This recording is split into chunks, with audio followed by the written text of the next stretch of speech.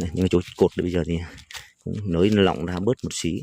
Tại vì cái cây này bây giờ em thử thả cái này tán ra, mà nếu mà như cái đoạn này mà nó không bị chạ về như cũ nữa thì mình sẽ bỏ ra luôn nhé. Đấy, hồi trước là cái cành này nó xỉa sang góc bên kia thì em đã tiến hành lôi nó sang bên này. Bây giờ cành nó cũng đã mập rồi, hồi trước nó nhỏ, bây giờ như ngón chân cái rồi này, và cái tán nó đã định hình, nó cứng cáp rồi. Bây giờ thì mình sẽ tiến hành mở dây ra thử coi nó có bị đưa về bên nó không nhé. Nếu mà nó đưa về bên nó thì mình sẽ cột lại, còn mà nếu giả sử nó không đưa về đó thì mình sẽ tháo ra, sợ khỏi nó bóp cái cổ chai này, bóp cái cổ chai như này là ảnh hưởng đến cây của mình nhé. Chào tất cả các bạn chị, quay lại với Nắng Cho Tây Nguyên TV nhá, lại là nông dân Tây Nguyên các bạn chị ơi. Thì ngày hôm qua cũng đã tiến hành đi thăm vườn và chia sẻ các bạn chị cùng nắm bắt tình hình các dàn diêm viên điện tử sầu riêng đông con nó có sự thay đổi gì. Thì ngày hôm qua cũng đã có một số cây đã bị nấm và rụng trái, em đã bắt bỏ rồi. Còn ở nhà thì cũng đã có 2 trái to bị nấm cuống cũng đã rụng, thì cũng tiến hành ra ngoài tiệm thuốc mua thuốc về để xử lý phòng ngừa cho nó nhé. Những trái mà chưa bị mình sẽ phòng ngừa cho nó trước khi nó bị nhá. Còn nó đã bị rồi thì chỉ có cắt bỏ thôi, chứ bây giờ để là nó sẽ lây lan những trái khác nữa. Và đồng thời khi nó nấm nó xâm nhập rồi thì không thể nào mà chữa được cái trái đó được các chị, tại vì nó ăn từ phía trong nó ăn ra nữa, thì mình không biết bên ngoài nhiều khi là nhìn nó bóng bẩy nhưng bên trong là nó thúi nước, nó xì nước trong nó ra rồi, nên là cứ phải phòng trước. Còn nó đã bị rồi thì chịu được các chị. Ngày hôm nay cũng xịt những loại thuốc này thì cũng chia sẻ cho các bạn chị cùng nắm bắt luôn liệu nó có hiệu quả không, hay là nó lại vẫn bị tiếp. Thì lúc em ra đi tiệm thuốc thì người ta bảo lấy thuốc nấm cuống và nấm gai, nấm trái đấy, thì người ta đưa cho 2 gói này và cộng thêm một chai này. Thì cái gói này thì tương đương với 100 lít nước nhé, 2 gói là 200. Cái chai này thì tương đương là 200 lít nước luôn. Thì cộng hai thứ lại với nhau thì nó nằm mức giá là 340 một phi 200 lít các anh chị. 340 một lần xịt đấy, có thể xịt ít thêm mà đã mất mớ tiền rồi. Thì cũng chia sẻ với các anh chị có loại thuốc này liệu có hiệu quả không nhé. Đây. Thì các nhà quảng cáo thì người ta cũng đưa ra nhiều cái loại thuốc khác nhau, nhưng mà mình cũng không biết thuốc nào là có thể là phòng ngừa được các bệnh nấm, thì mình cứ xịt đại, nếu mà trúng cái nào thì nó được cái đó. Chứ bây giờ không biết, tại vì cái nấm là nó đủ thành phần nấm hết, rất nhiều loại nấm, anh chị phòng nấm này thì lại bị nấm khác. Đấy. Còn nghe cộng thêm cái thằng siêu áo giáp này vô để vừa làm bảo vệ vừa làm sân trái. Nhưng mà cái trái của sầu riêng của nhà năm nay thì thấy sao là nó càng lớn, càng về giai đoạn cuối này thì lại trái nó không phát triển luôn, mà nó lại nhỏ và nó méo các anh chị, nhìn thấy nó chán lắm. Không biết là do mình bỏ phân ba số 15 ít hàm lượng dinh dưỡng cho nó quá, hay là do mình để cái thảm cỏ như này nó hút hết cái lượng phân ở dưới rồi, nó cạnh tranh dinh dưỡng với thằng trên thiếu dinh dưỡng là nó làm cho trái nó chậm phát triển. Thì cũng không rõ là như thế nào, nhưng mà ngày mai em sẽ tiến hành ra, em sẽ phát cái cỏ này nhá, tại vì cỏ này cũng đã tốt đến lúc có hoa đấy, các anh chị thấy không, có hoa theo những các cái nhà của bên kỹ thuật sinh học ạ. Thì những cái thảm cỏ này để là những chất dinh dưỡng để nuôi lại những cái phần cây sầu riêng của mình. Thì khi nó đã có hoa thì nó đã có dinh dưỡng tích ở trong cái cơ thể của nó rồi. Thì bây giờ mình sẽ phát xuống để cho nó khi hoai mục ra làm phân nhá. Còn không biết là nó để như này thì nó đã hút hết cái phân dinh dưỡng của mình hay không, thì cái đó thì cũng không rõ lắm, tại vì phân bón thì mình vẫn bỏ, và nó ăn thì tất nhiên là nó sẽ nuôi cỏ thì nó sẽ cạnh tranh với dinh dưỡng của thằng kia là chắc chắn rồi. Nhưng mà cái phần trái chậm phát triển này có khi là cũng nguyên nhân do thằng cỏ thì sao đó. Bây giờ mình đang làm thử nên nó cũng chưa biết là như thế nào cả, nhưng mà làm đến đâu thì mong sẽ rút kinh nghiệm được từ đó nhé, và chia sẻ với các anh chị cùng nắm bắt từ đó. Bây giờ em sẽ bước vào quá trình là sự pha thuốc và xử lý xịt cho nó nha các anh chị. Đấy, các anh chị thấy cái filter này cứ dư những chất dinh dưỡng đổ vào mà các anh chị theo sân bóng luôn. Sau khi đổ thuốc vào pha thì các cái thành phần trộn lẫn vào nhau, thì cả cộng thêm thằng siêu áo giáp nó có cái màu xanh đấy các chị nhìn trong cái phi nó có cái màu xanh lơ nhá. Màu xanh này nó có một phần là cũng là để tạo cho cái khi hấp thụ là nó cũng có một cái độ bóng độ xanh ở trên cái trái của mình. Và cái siêu áo giáp thì nó có hàm lượng kẽm nữa, nó cung cấp cái hàm lượng kẽm cho cái trái sầu riêng của mình nó phát triển nhé. Rồi em sẽ bước vào quá trình xịt. Đấy, bây giờ thì em cũng đã xịt xong thuốc nấm cho nó các bạn chị, phủ gần một nửa phi, gần 100 lít. Phủ ở ngoài này là có 7 cây các bạn chị, 8 cây mà trong nhà 3 cây nữa là thành 11 cây. Nhưng mà ở nhà thì các bác anh chị ngày hôm qua cũng coi tập phim thì ngày hôm qua thì cũng thấy ở nhà nó trái nó cũng tương đối tròn đẹp đều. Còn ở đây các bác chị nhìn thấy không, toàn là những trái méo này, trái nhỏ này. Hồi mới phát triển lên thì nó cũng còn là cũng tương đối ổn nhá, nhìn phát triển cũng rất nhanh. Nhưng mà giờ đến cái giai đoạn sau này thì lại tự nhiên nó chững lại, các bác chị nhìn thấy không. Đây. Đó, những trái này méo méo này, một chùm trên kia nhiều trái quá rồi nó giật hộc này, méo này, nó eo này, rồi nó kiểu nó nhỏ nhỏ, nó không giống, thiếu đi cái sức sống ấy. Còn những trái to thì hôm trước có hiện tượng bề gai này, những cái chỗ hiện tượng bề gai đó thì đó cũng chưa to lắm đâu, nhưng vẫn có hiện tượng bề gai. Nếu mà bề gai thì nó phải dư chất thì nó mới bề gai, mà thiếu canxi. Mà canxi thì em vẫn cung cấp canxi cho nó đều, khi mỗi lần xịt thuốc bảo vệ thực vật thì vẫn xịt cho nó nhé. Mà các chị nhìn thấy trái không? Nhìn trái này thì đúng là người ta cắt bỏ rồi, nhưng bây giờ mình để lại thì cũng bây giờ cắt đi cũng không ấy nữa, thôi cứ để ở sau để bán được thế nào thì bán thôi. Và có như cái trái này các bác chị thấy không, cái này trước là cái xốp là nó bị sau khi đó phát hiện ra thì xịt vào và lâu nay thì nó nằm nguyên si như này, nó không phát triển nữa. Thì cái này thì nó không bị nữa rồi, nhưng mà nó cũng đã bị bên gai gai này nhá.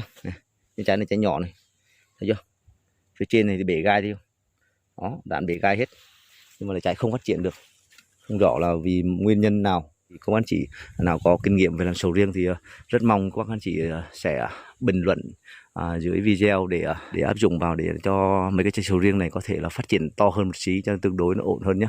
Như tình hình như này này, đó trên thì trước kia bây giờ cũng méo quẹo hết rồi. Mấy cái loại này thì chán lắm các chị, vô nhìn trái sầu riêng chán. Ở vườn nhà nhìn ra từng nào nhìn bóng bẩy đẹp từng đó, lại bị nấm mất 2 quả.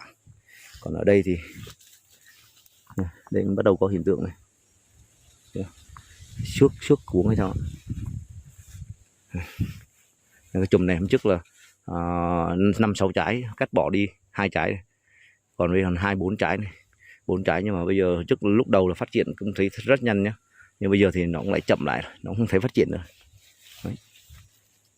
Gai thì cũng không đẹp lắm, chòm trên này, đó beo quọc hết. Còn giai đoạn nước rút này liệu mình có thể tăng cường các phân bón khác, phân bón ba số cao hơn thì có ảnh hưởng đến cái trái sầu riêng này không, và liệu nó còn có thể phát triển to hơn không. Thì rất mong sự đóng góp ý kiến của tất cả các bác anh chị để em cải thiện nhé, để làm rút kinh nghiệm làm, và có thể sai và sửa sai chứ không thể là hoàn toàn lại được, tại vì mình không nắm được kỹ thuật. Mình làm theo cái kinh nghiệm mà tự mình rút trên con vườn của mình, nên là đôi lúc nó sẽ có sự nhầm lẫn, và sầu riêng nó sẽ này. Cái trái này thì có chỉ trái này thì kiểu gì đây, được một hộc hộc bên này thì thực tí. Đấy, cân ký kiểu gì được trái này to nhất thì bây giờ thấy vẫn cũng chậm phát triển, nó cũng không phát triển nữa này. Đó, mấy trái này thì đụng vào trong thân cây luôn, chán quá. Ngày hôm qua thì đi ra thì trời cũng tùm mà mưa, thì cũng không quay kỹ cho anh chị quan sát được những cái sầu riêng sau khi thời gian đã chăm sóc bằng các vi lượng và cái dinh dưỡng cung cấp cho cây. Thì ở đây đã được cắt cành và tạo tán, đồng thời thì đã có xịt combi và siêu dưỡng cây, có cả hàm lượng NPK, vừa rồi bỏ cho mấy cái sầu riêng lớn cũng bỏ ké cho nó luôn. Thì kết hợp các loại phân bón lại với nhau thì cái sầu riêng bây giờ thì nó cũng đã lên màu lá tương đối là xanh. Vừa rồi cái bộ dày giữ không được thì nó cũng đã đánh một số lá bị vàng này các chị, nhưng mà bắt đầu hình thành cây đọt mới này. Cây đọt này ra tiếp theo thì mình sẽ cung cấp dinh dưỡng cho nó, và đồng thời thì mình sẽ giữ cho nó được, thì cái cây này sẽ nhanh mập cành, và đồng thời thì nó sẽ tán nó sẽ rậm rạp nhé. Đấy, cái bộ lá thì các bác chị không phải chê nữa. Đây, lúc nào cứ chăm sóc được như dàn lá như thế này, đó sần đen thui luôn nhá. Đây mặt sau của nó này. Đấy, hôm nay thì sẵn ra thì cũng chia sẻ kỹ cho anh chị cùng nắm bắt được tình hình các cái sầu riêng tơ phát triển. Còn cái dàn tán thì em cũng đã tiến hành trước kia, đã cắt, và những cành mà vượt trên cao quá thì chèn lấn trên phía trên thì mình không cắt bỏ, thì mình sẽ tận dụng níu dây xuống để cho nó có một cái bộ tán tương đối là đều bằng đi ngang nhé. Đây. Đấy, góc này các anh chị nhìn thấy không? Lá này có ánh sáng, tí ánh sáng mặt trời lên thì quan sát nó sẽ kỹ hơn. Và những cái dàn tán thì nó ok hơn. Này đây về quay ngược sáng này. Đấy, cây sầu riêng bên này. Này, mấy cái cà phê để trôi quá thì nhìn thấy trái khiếp chưa. Nên là năm ngoái mà không phá thì năm nay thì cũng kiếm được mớ tiền cà quá chị. Đấy, đây độ nét này. Nhưng mà phá thì bây giờ thì sẽ tận dụng những chỗ nào còn trống mà có thể là chưa ảnh hưởng đến sầu riêng, mình sẽ nuôi lại trong thời gian ngắn, sang năm là có thể là cho trái bói. Cây này là năm nay là ví dụ như mấy cây này là năm bói thứ hai này, năm ngoái là trái bói chính này, năm nay bói thứ hai này mà xanh tùm luôn. Đấy, cây này bên này cũng thế, cũng được tạo tán cắt cành này. Ánh sáng nó lên nữa thì các anh chị cùng quan sát thì nhìn cái bộ lá xanh trong màn hình là đen thui luôn, thấy chưa? Nên là cũng cố gắng dưỡng được cái bộ lá sầu riêng này tiếp theo, chuẩn bị cái đọt mới để cho nó xanh và nó phủ kín một cái dàn tán này luôn nhé. Sau đó mấy cái chân dây kia thì trước trồng chen để kiếm thêm cái phần thu nhập, đồng thời cũng chắn gió cho nó. Thì bây giờ nó cũng đã gần tàn rồi, nó ăn hết đợt này nữa thì nó sẽ tàn, thì mình sẽ phá bỏ cho cái tán sầu riêng nó sẽ phát triển hơn. Cái cà mà ăn ké của những cái phân của thằng sầu riêng này, nó lẫn bên ngoài thôi mà có chị nhìn nó xanh. Cái tán để chồi nó cũng vẫn có hiệu quả nhé, nếu không ghép được thì để chồi vẫn hiệu quả. Đấy, như cây này, cái này thì bây giờ cũng dàn tán nó phục hồi cành này. Mới thời gian cành nó đang ra thấy tương đối là mập rồi. Thấy chưa? Đấy, sang năm thì sẽ cho trái được rồi, những cành to. Và dàn tán thì nó cũng tương đối là ổn.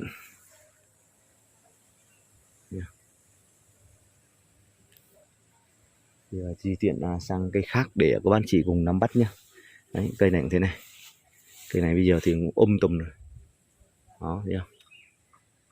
Tán này cũng phủ chặn đọt rồi. Và để cho nó phát triển tiếp theo thì mình sẽ cho nó phủ kín tán, và đồng thời thì lúc đó mình sẽ tiếp tục chỉnh tán cho nó tiếp nhé. Còn bây giờ thì mời các bác anh chị cùng quan sát cây này. Đấy, bộ lá cực kỳ xanh. Cây bên kia thì tán cũng đã bắt đầu hình thành ra, mở rộng ra rồi. Một số cành vẫn còn vượt ra bên phía góc này, nó còn vượt đứng lên nhé. Thì em sẽ để cho nó đứng, nó chia cái cành cấp 2 tán ra mà nó mập thì em sẽ tuyển chọn tiếp. Còn nếu mà không thì mình chặn lại để cho nó đi ra cành ngang nhé. Đấy. Cái này cũng thế, lá này. Các chị quan sát lá đã chưa?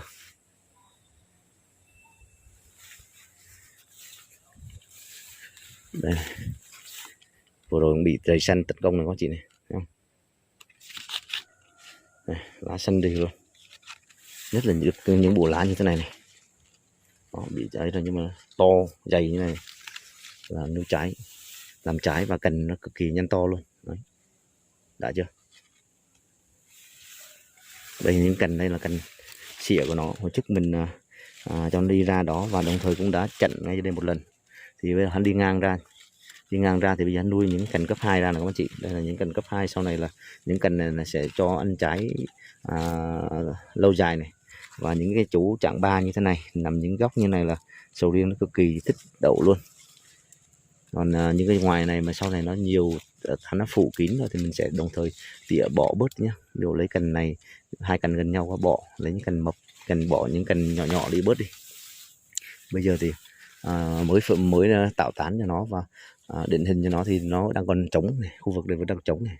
Thì mình sẽ cố gắng chăm để cho nó ra cây đọt và hình thành những cái đọt mới này. Những cành tăm như thế này không cần thiết thì sẽ vặt bỏ đi để cho nó đỡ cạnh tranh dinh dưỡng nó phát triển.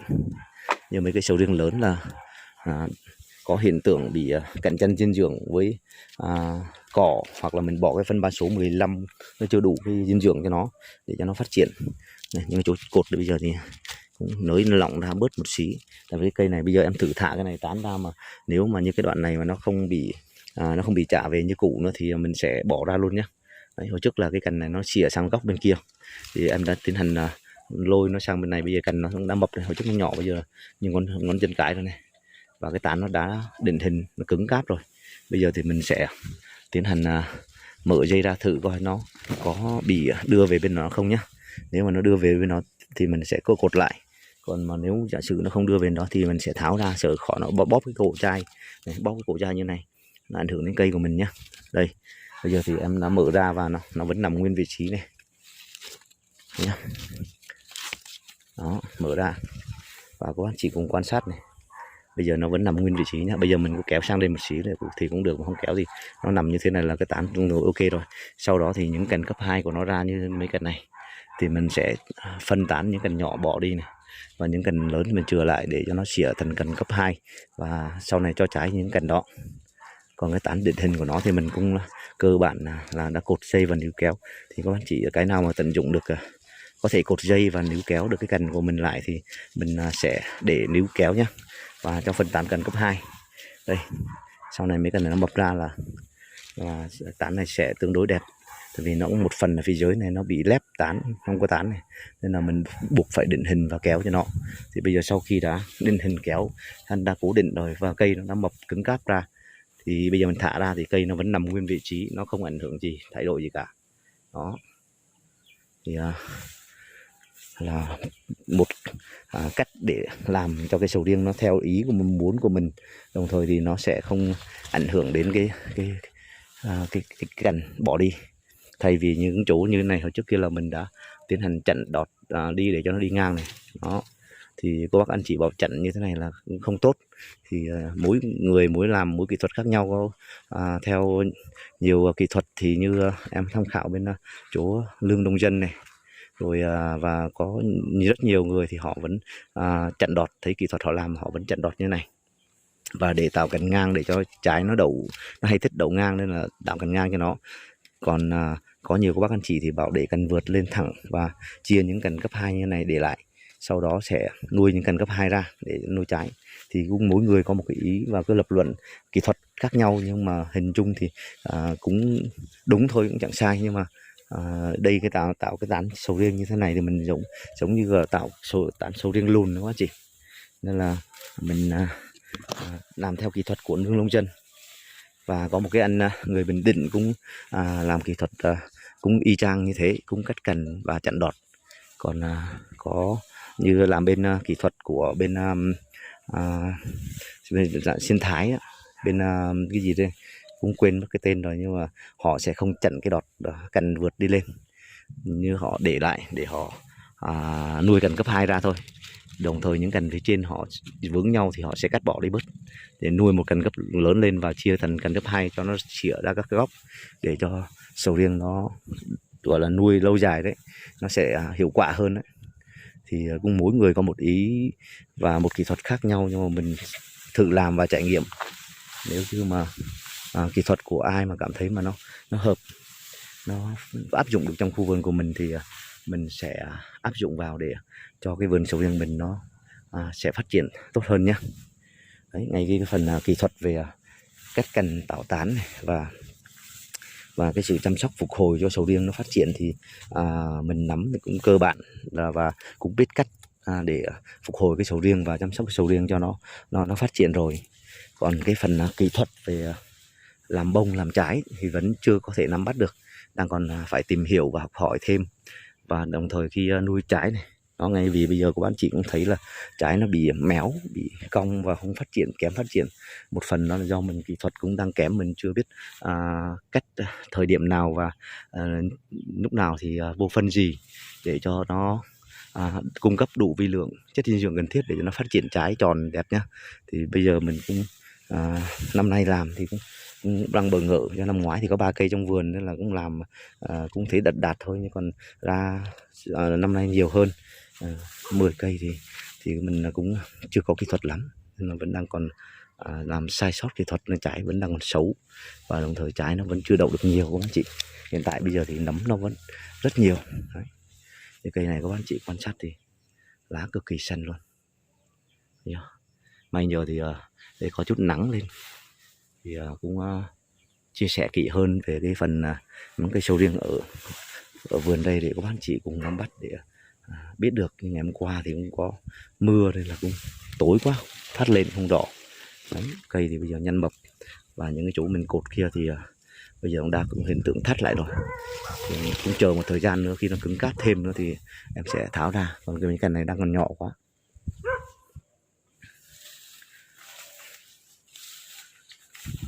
Đấy.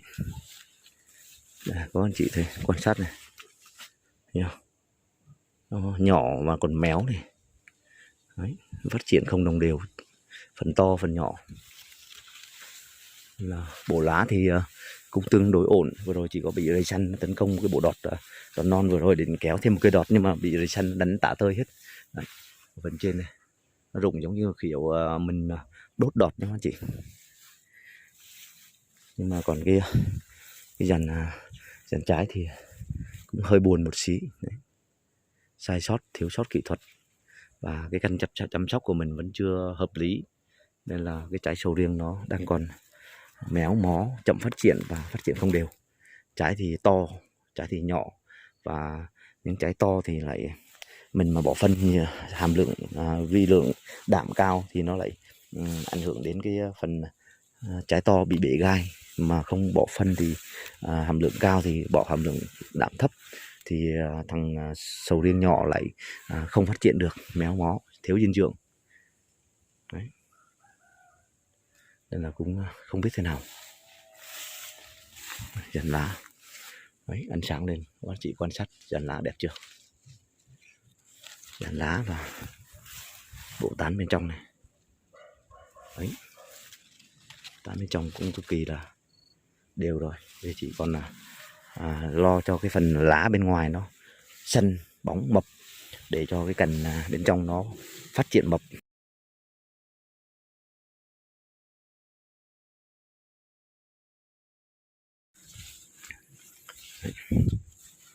Béo mó không chị? Chán. Cha thì không xanh, đang còn nấm nữa chứ.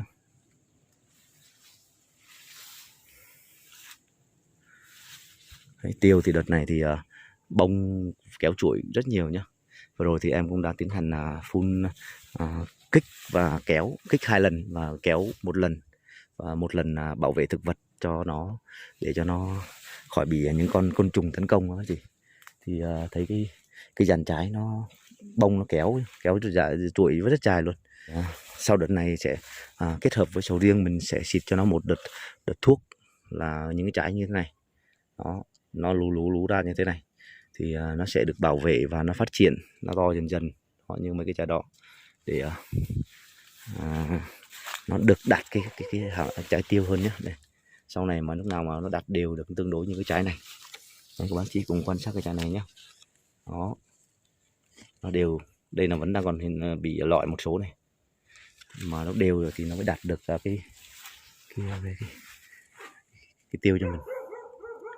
Đấy, bác chị cũng quan sát lại một lần nữa cái bông tiêu nó là kéo dài và bông cũng nhiều rồi các bác chị. Thì cũng sẵn đi ra xịt nấm cho sầu riêng, và cũng sẵn có ánh sáng nắng nên thì cũng chia sẻ cho các anh chị cùng nắm bắt lại cái dàn sầu riêng tơ sau khi đã phục hồi chăm sóc. Các anh chị cùng nắm bắt trên khu vườn gia thiên viên điện tử sầu riêng đông con này nó phát triển như thế nào nhé. Em xin cảm ơn và xin chào, hẹn gặp lại các bác anh chị ở các tập tiếp theo nhé. Nắng gió Tây Nguyên TV cảm ơn mọi người đã ủng hộ và đồng hành. Chúc mọi người ngày mới vui vẻ, hạnh phúc, thành công. Nang jo tain awin TV sin cam on waringuoi da ung ho va dong han chuking gi mwa vui ve han phuk than kong.